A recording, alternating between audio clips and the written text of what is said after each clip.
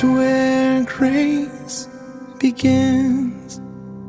Welcome back to our season 2 of Grace Begins, where this is an amazing podcast that shares stories of where people found God on their journey, what took place in their life, what happened, and what brought them to this place with Him. And so we again have another amazing story to kick off this season. I'm super excited.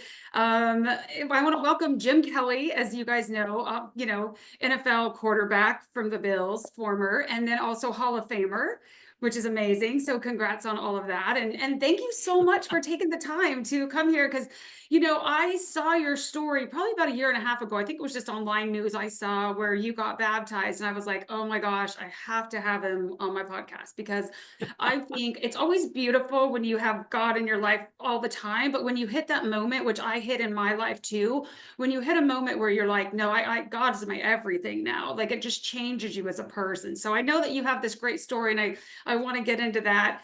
So again, welcome to Grace Begins.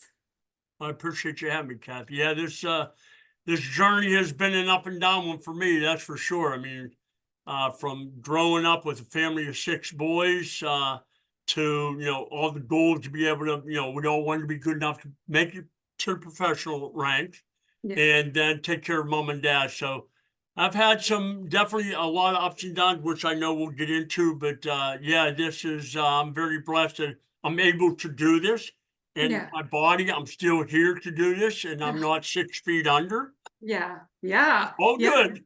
Yeah. Hey, I'm sure, I think when you've been through what you've been through too, you really appreciate waking up each day. It just means a little bit more. It's a little sweeter to be able to have another day with your friends and your family. So that's amazing. Well, tell me. I've been so blessed. I mean, I have a lot of very good friends.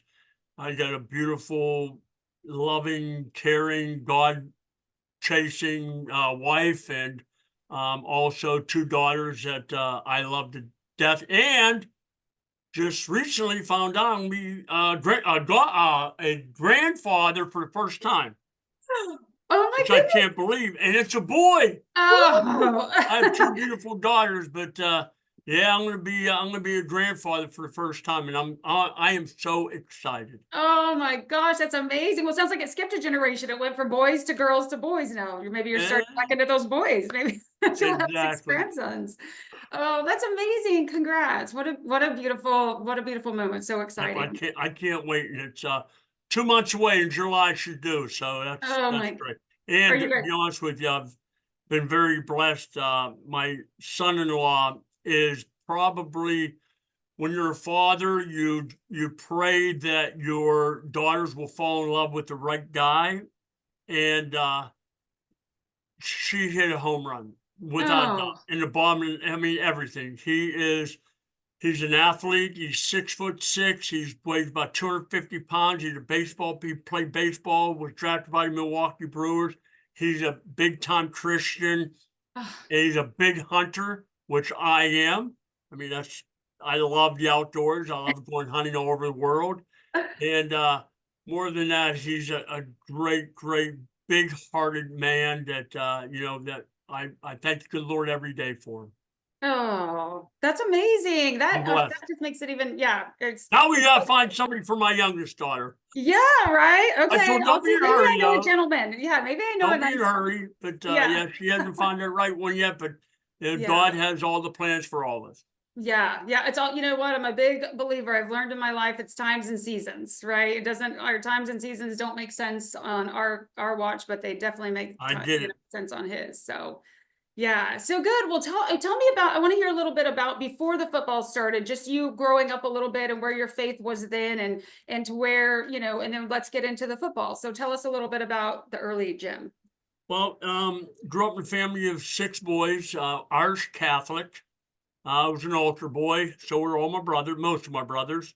And going to church every Sunday and sit, kneel, stand, all those things. And I guess as a young kid, yeah, I think more than anything, when you're a little kid and you grew up in a little small dinky town way out in the country in Pennsylvania, you went to church because pretty much your parents made you go. Yeah. And that's pretty much how we all did. I mean, we were altar boys, and I always was very optimistic that growing up in a godly home, which my mom and dad were, but to a point where I knew that each and every day that I stepped on the football field or basketball court or stepped out of my house, that God, had the control, even though I wasn't as what I am today. Yeah. But to be honest with you, I grew up in a family where we're so loving. Mom and dad were the greatest. I'm so blessed. And of course, as time went on, me and three older brothers, and I was the fourth son. And my dad tried to talk my mother into no more kids. She said, no more kids, four boys. I'm having a tough time to feed them. We are like, my dad was a steel worker, a machinist. And mom, of course, being a stubborn, feisty Irish woman, she talked dad into give her one more try for a girl. Twin boys. Now she got six boys, and of course, my dad won it over. So, but the bottom line, fast forward, it was something I've always wanted to do. I wanted to be able to be good enough to take care of my mom and dad, and to make my five brothers proud of me. My Yeah. oldest brother, Pat, was drafted by the Baltimore Colts, and he wound up going to the World Football League because they were about the same time he signed with the World Football League. Played there for 2 years, and then, of course, my other brothers, thank God, had football scholarships. And then, of course, I went to the University of Miami, which I love. I still go back there 4 or 5 times a year to see all my buds that I still have Oh, down there. But still, I mean, there's a whole story behind my life, and I could be here for 2 hours telling you. I mean, I do travel the country speaking. yeah. That's pretty much my life now that I'm able Yeah. to travel, and it's called a journey of perseverance. Yeah. I've been through a lot my life. I mean, all the goals I've set for myself, I was able to achieve, but there's always that Mm. roller coaster ride you're going to go on, and mine was that roller coaster ride. And then I wound up going to Miami. My first start ever was against Penn State, the team that I wanted to play for. I thought for sure, Joe Paterno, I went to your football camp. I think I Yeah. did enough to show you I could play quarterback. He recruited me as a linebacker instead. So my first start ever was at Miami, was against Penn State at Penn State as a freshman. Ugh. But the whole thing about that is I was told at pregame meal the day of the game that I was going to start. I wasn't the starting quarterback then. I was Yeah. second string, and we were horrible. We wind up beating Penn State that day, and I proved to Joe Paterno that I could play quarterback. I just beat your top 20 team, and then my first 4 starts as a young freshman quarterback in Miami were Penn State, Alabama, Notre Dame, and Florida. And but you know what? That dream in my mind of making it to the NFL, because I grew up in Pittsburgh. I was a Yeah. Steeler fan. I watched them win those Super Bowls, and I always thought maybe one of these days I'll be able to get that chance. And I did eventually get it when I went to the NFL and signed with the Buffalo Bills. And unfortunately, that dream of winning the Super Bowl didn't happen. But you know what? I was able to go 40 years in a row, even though we did not win. Yeah. My motto now is, as I fast forward through a lot of stuff that my life is all about, is I might have lost 4 Super Bowls in a row, but I kicked cancer's butt 4 times. Yeah. So I Yeah. thank the good Lord for that. And Yeah. here I am now. But again, just to rewind the tape a little bit, when I retired from the Buffalo Bills, my I had a son born. I was very blessed to already have a daughter, but when I announced my retirement, my wife was pregnant. 2 weeks later, on Valentine's Day, which is my birthday, Yeah. my son was born. And the dreams I had of taking care of him and being able to teach him how to play football and basketball and baseball, everything I did. And of course, going hunting and fishing, all the great things I love. But unfortunately, he was diagnosed with a fatal disease at 4 months of his life, and he wound up living to 8.5 years old, and now he's in heaven. But throughout my whole journey, and Kathy, I don't know, I know there's questions you probably have, but I'm just giving you my Yeah. quick No, go journey ahead.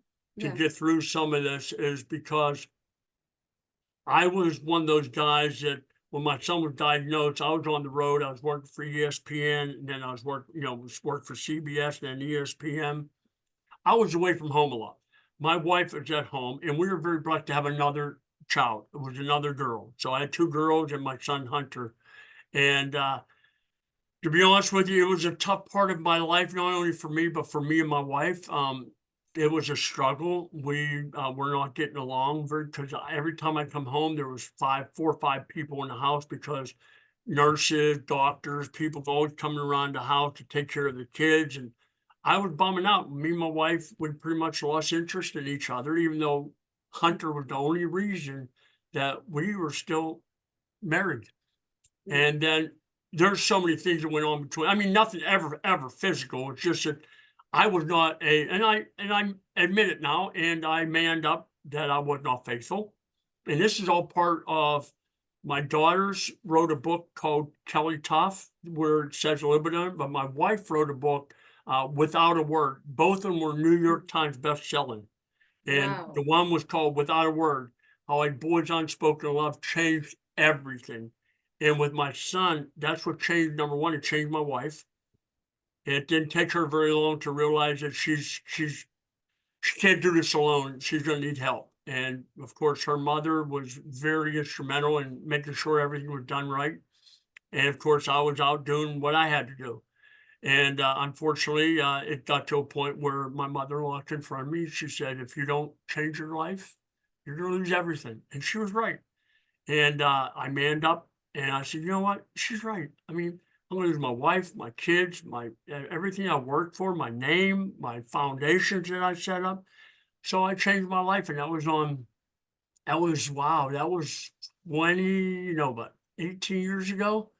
And I totally admitted everything. I sat my wife down and I manned up and told her the mistakes that I've made, that I was unfaithful. And toughest part for me was being able to tell my daughter, Yeah. my oldest daughter, my youngest daughter, she was still young at the time. So really, but to tell my oldest daughter, who just turned a teenager, that was the hardest part for me. But you know what?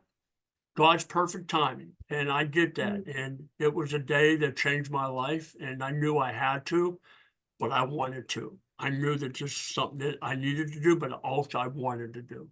So Yeah. I decided to change my life, and here I am today. And I mean, I can go through all the cancers and the things and the ups and downs and why God would put me through all these things. And but I was being tested every part of my journey. I was being tested because God was saying, "Okay, you're going to give up on me? Let me see what you got." And he threw every curveball at me that possible, from the Super Bowl to having a son born on my birthday to going to Pro Football Hall of Fame, him dying on, right after the Hall of Fame a couple of years later, and then me going to the wrong hospital. There's so many things, but he pointed back to, are you going to trust me? Are you going to stay loyal? Mm. And I did. And through 4 cancer bouts, and here I am today, thank the good Lord, because when they tell you that you have less than a 2% chance to live, and you went through a 12-hour surgery, and they replaced, and even though I apologize for my voice because it's not exactly the way it used to be because of Yeah. all my surgeries, but you know what? When I went through all that and I knew what God was doing in my life, I now know why he put me through all that to test my faith and if I'm ever going to give up on him. And there's no way, because he's the reason not only I'm still here, but my wife, my daughters, and the life I live now. I thank God every day for it. Yeah, yeah.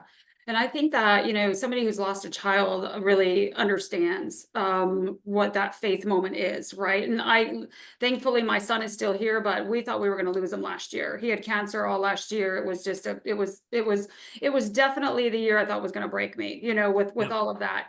But it was like, to see God just show up and just rain down his miracles over and over. I mean, when we were done, I bought my son the Footprints poem because I was like, seriously, I've never seen God carry somebody through a trial Yeah. like I saw him carry you. I mean, literally, it was so much stuff, and I love that he was the same way. He's like, Mom, I'm not mad. He's like, I'm too blessed to be mad. God has been blessing. And so it's these moments where, and even if those things wouldn't have happened, I don't, I mean, it shakes your faith for a minute, because you're like, God, what's going on? I'm trying to be this good person. I'm doing your will. I'm living my life like you want, and so why are you doing this to me? And so it is a tough point, especially when it comes to your child. That's just the one Yeah. person that should outlive you. And to have, and I felt, and you probably, I mean, you definitely, I felt like it was an Abrahamic moment for me, where it's like, you really have to just give it to God, and whatever's going to be will be. But it's hard. It's really, really, really hard.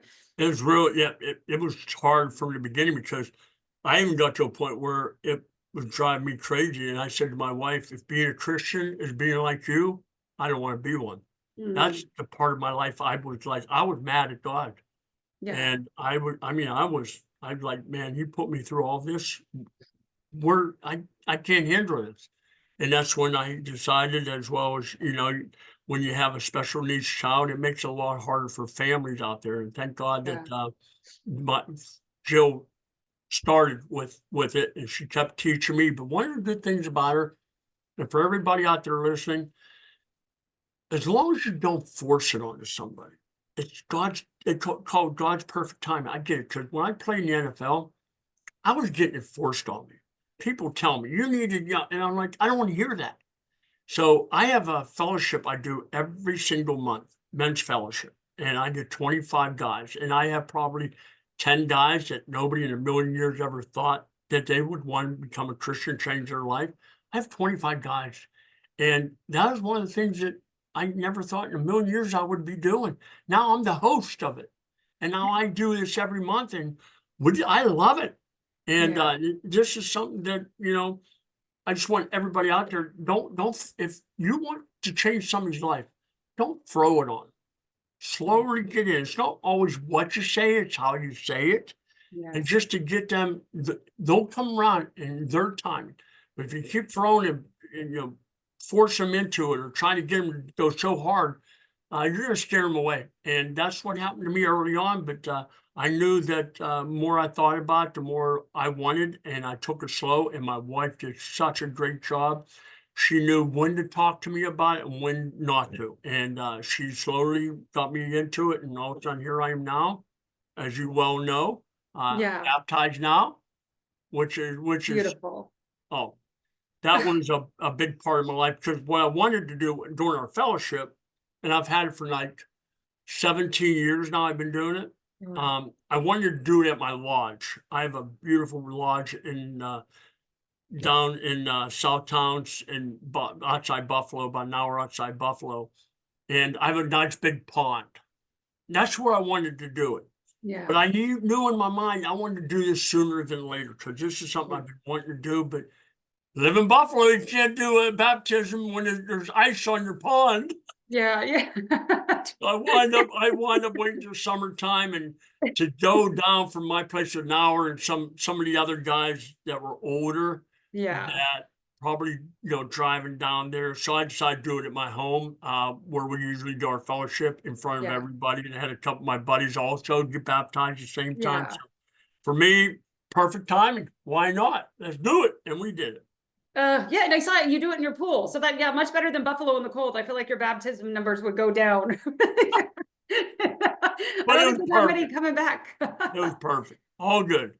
Yeah. Oh, that's really amazing. And I think that, that's probably why part of me, I started this podcast, is I felt like God, like I love how many times he saved me in my life. I love his grace, and I want to share it with people. And there is a fine balance, right? And Yep. that's why I felt like when he was calling me to ministry work, I mean, I'm just too wild to have a church, or, you know what I mean? I don't want a Bible thumping podcast, but I know that there's so many beautiful stories out there like yours, and so many others, where I think that inspiring someone is a much better way to go. Inspiring them with a story that really hits their heart, and something people can Yep. relate to and understand.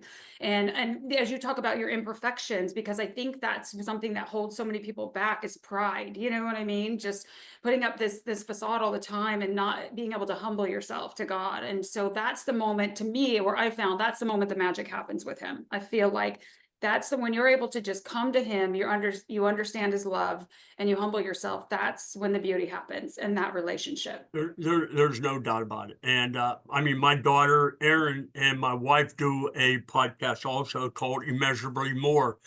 And it's all about the life that we've been through and how we got through it together as a family.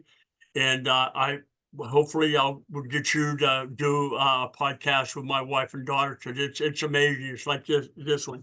You Yeah. guys have changed so many people, and getting them to think in the right direction. And I'll tell you what, 'cause it changed my life. I still have fun with my buddies. I still have a beard here and there, and I don't do as much as I used to, but I Yeah. still am the same guy I was before. Just my priorities have changed in a good way. So here I am doing good. And even though I know I need a haircut, I probably have the bad. I was going to put a hat on, I forgot. So I apologize for everybody out there. Probably got the mohawk look. You look But great. it is what it is, and here I Yeah. am, and that's you see what you get. So all good. Yeah. Yeah. No, I think it's beautiful. And I think so many people that have seen your story have probably been inspired. People, you're probably, I mean, obviously, it's like bringing one soul to God makes them happy, even if it's just one soul. And Yep. you're bringing so many more that you know about. And I bet you there's so many more that hear your story and are like, I've been on the fence, or I've been through some things and I feel like I can't go to God. Because I think people get caught up in that too. They feel like I can't go, too deep in the hole. I can't go back to him. And that's just a reminder, no matter what you've been through, Yeah. that he'll be there no matter what trials you're going through. I think you're a great example of that too. That just some of the things you've been through and that you're still standing, because it's not easy. Well, it's not, and but that's the life we live in nowadays. The world we live in now is so crazy. But I live by. I came up with the phrase because a gentleman that I saw after one of my appearances, he came up to me and he said to me that he did not want to see tomorrow. He said that he was ready to cash him in, and he said, but once I listened to what you had to say about your faith in her, he said, I can't wait for tomorrow.